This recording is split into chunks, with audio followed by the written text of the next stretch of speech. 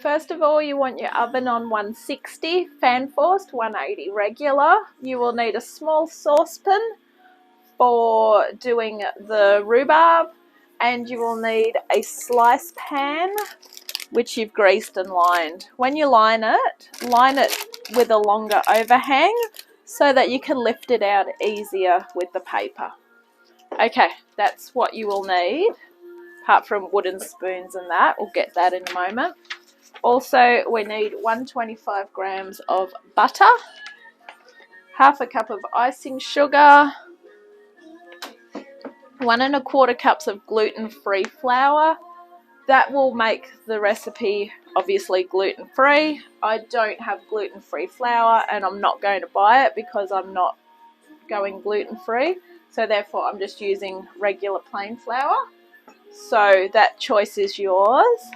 1 bunch of rhubarb, trimmed, washed and cut into 3 centimetre pieces. I've just got to wash that. 1/3 cup of orange juice. I will squeeze an orange because that is the best way to get orange juice.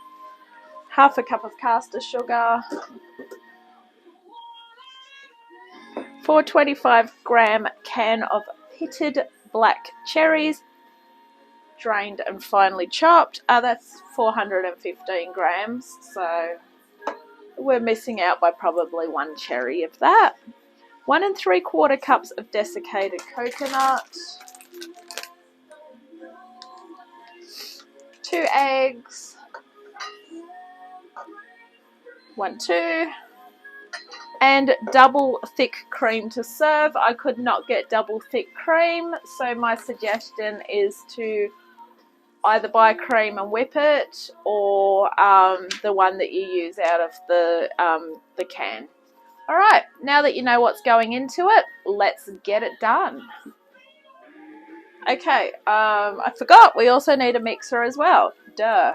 All right, so into said mixer goes the butter. Probably should chop that up a little bit first, but I have had it sitting out of the fridge for a while.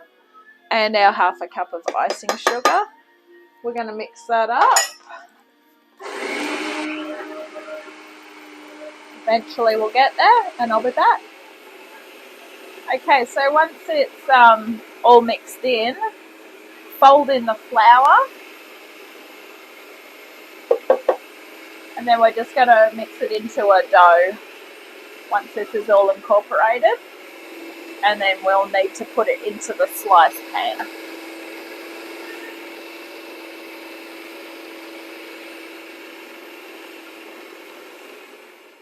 Okay, so that's what it looks like. We're just going to clean hands, knead it in the bowl till it resembles a dough.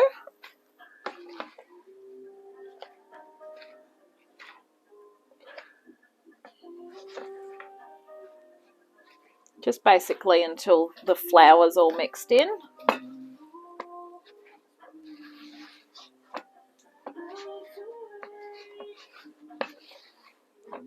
When you're happy that all the flour's mixed in, because if you take a bite out of the slice and you get a floury pocket, it really isn't cool. So you want to make sure it's not floury. It's technically a biscuit base, so there we go, that's good. So bring our slice pan over, dump it out into the middle.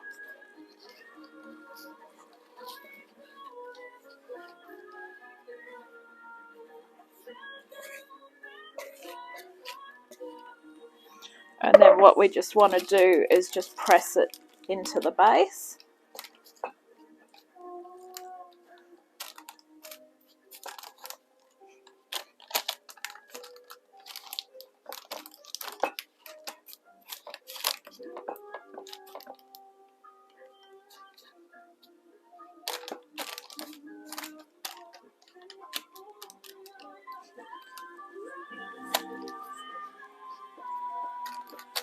One way to really make sure you've tamped it down well is to get the base of a glass, and it will just help. I'll grab one and show you what I mean.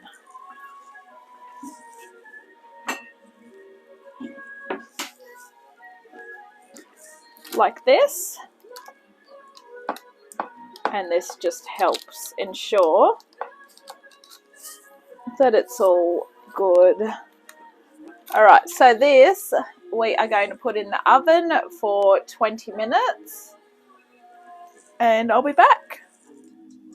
Okay, so while that's in, we're going to get the rest of the recipe going. So I've drained the can of black cherries. I've just got to chop these up small. I don't think they have to be super small, but obviously just not whole. So I'm going to quickly do that now. Once you chop all the cherries up, you'll find there's more juice in there. So just put them through your colander again. So we don't want all that juice in there.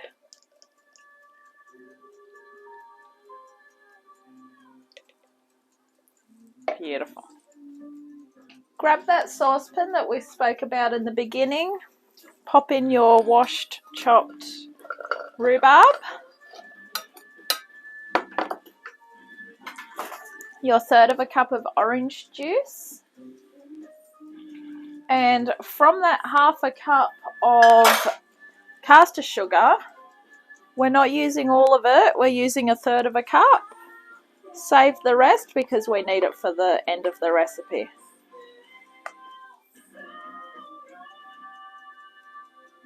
Alright, pop that over a low heat. So the rhubarb cook for 3 minutes until all that sugar's dissolved. Then we're going to turn it down to a lower temperature, pop a lid on and let it simmer for 6 minutes. We basically just want the rhubarb cooked. Okay, the buzzer's just gone off. The rhubarb is not pulpy yet. You'll know when your rhubarb's pulpy because it obviously will look like pulp. Duh. But that is the 20 minutes up, so I'm going to get the base out of the oven now. Well, the base looks amazing. It tells us to cool it. However, it's just going to cool while it's out of the oven. So next step is to get this rhubarb done. Okay, so while we're still waiting, grab another bowl. Into this bowl, we are adding the coconut,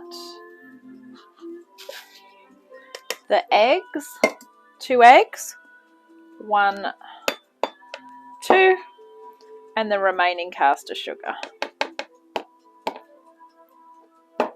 which was whatever was left from the 1/2 a cup that didn't go in the 1/3 of a cup. Alright, give this a good mix. This is going on the top of everything. So we are literally waiting on the rhubarb now. We've got to let that cool for a little bit. The best way to get that to cool quick is to put it into a bowl.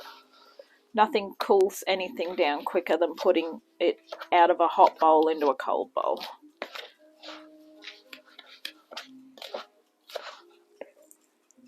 This is what we're doing with this. My handy pink spatula is in the sink, so I'm using my replacement white spatula. Alright, I'm going to go check on the rhubarb. I'll be back soon. Okay, we have pulpy rhubarb. Hooray.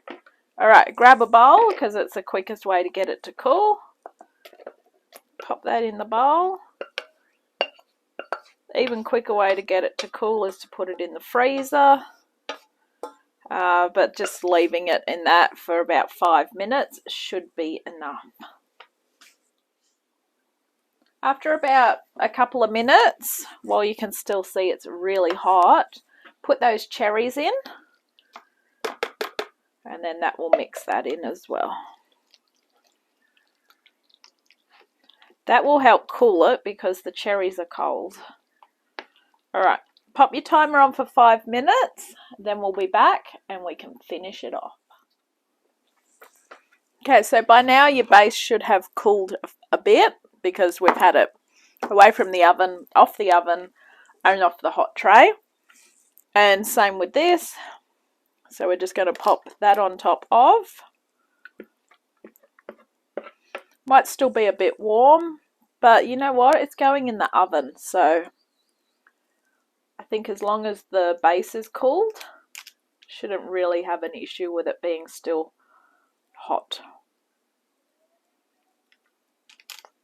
All right, beautiful, look at that. Okay, so over the top of that, we are going to spoon what we made in here over the top of the fruit. So I'm more actually going to crumble it with my hands because it's a weird mixture. It's like a crumble mixture, but I think if we do it this way, we're going to get it more evenly distributed as opposed to doing it with a spoon. I don't think it's going to spread once it's on there. That's what I'm trying to say.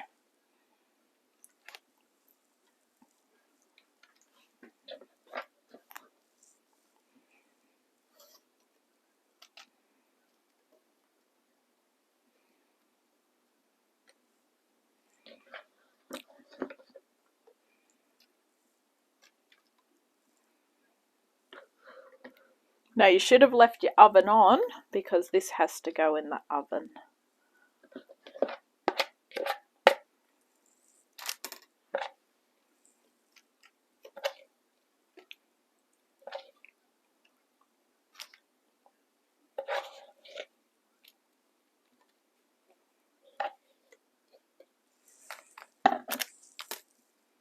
Alright, so you can actually use your hand and tamp that down perfectly. Oh, look at that. Okay, bake 15 minutes or until golden. I'll catch you when we get it out of the oven. And there we have it. That is looking fantastic. This has been Cooking with Violet Vixen coconut fruit dessert. I really hope you enjoy this one. This one's recommended to serve warm with some double cream. So I will have some very soon with a nice cup of coffee. I'll catch you next time.